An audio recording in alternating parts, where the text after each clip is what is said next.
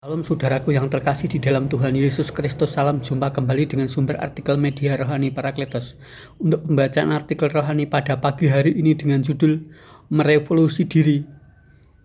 Sebagai ganti tembaga, aku akan membawa emas, dan sebagai ganti besi, aku akan membawa perak. Sebagai ganti kayu, tembaga, dan sebagai ganti batu besi, aku akan memberikan damai sejahtera. Pada dasarnya Allah ingin melihat diri kita sebagai umatnya itu agar selalu lebih baik dan lebih baik lagi dari hari ke hari. Perubahan yang terjadi pada diri kita itu berdasarkan romantika dan dinamika kehidupan kita sendiri dan juga orang lain di sekitarnya.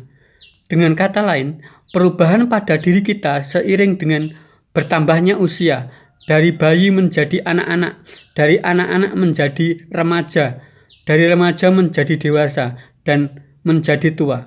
Demikian pula dengan iman kita kepadanya, semakin hari harus semakin mengakar kuat dan semakin bertumbuh serta menghasilkan buah yang banyak seiring bertambahnya usia kita. Tetapi pada kenyataannya bahwa yang bertumbuh dengan baik itu hanya usia jasmaninya saja.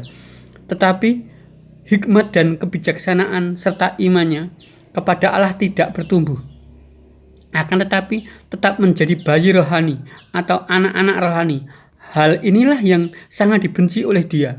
Untuk bisa berubah sesuai yang dikehendaki Allah atau yang Dia inginkan, itu harus mempunyai komitmen yang kuat di dalam Tuhan, sebab tanpa hal itu tidak akan mungkin bisa terjadi adanya perubahan. Oleh karena itu, manusia harus berani keluar dari zona nyaman atau berani men-challenge dirinya sendiri.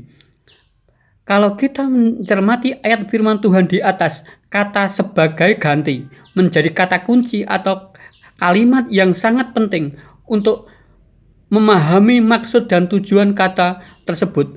Ayat ini berisi tuntutan untuk terjadi suatu perubahan, tetapi bukan yang sejenis. Yang dimaksud kan bukan sejenis adalah seharusnya dari tembaga yang lama diganti dengan tembaga yang baru. Tetapi karena terjadi perubahan bukan sejenis, dari seharusnya membawa tembaga tetapi membawa emas. Inilah yang disebut perubahan yang sejati. Kalau Rasul Yohanes menyebutnya lahir baru, tetapi kalau Rasul Paulus menyebutnya hidup baru.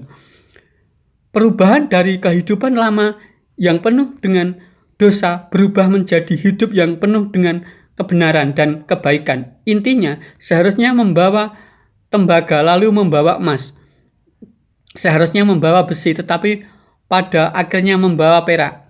Sebagai ganti kayu, membawa tembaga, dan seharusnya membawa batu menggantinya dengan besi. Prinsipnya harus ada perubahan dan atau menjadi bentuk baru. Perubahan bentuk yang demikian itulah yang menjadikan Tuhan Allah menurunkan damai sejahteranya kepada kita.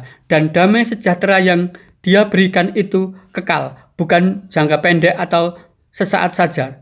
Tergantung kita mampu menjaganya atau tidak, supaya damai sejahtera Allah terus ada dan menaungi kita, maka perubahan itu harus menerus seiring dengan bertambahnya usia kita. Seperti juga berkat Tuhan kepada kita selalu baru setiap hari, demikian juga dengan perubahan dalam diri kita harus demikian juga. Intinya antara damai sejahtera dan berkat itu selalu seiring sejalan. Oleh karena itu, perubahan demi perubahan yang Dia mau juga harus terus menerus kuasa Roh Kudus dan kuasa firman Tuhan yang akan memampukan kita. Amin.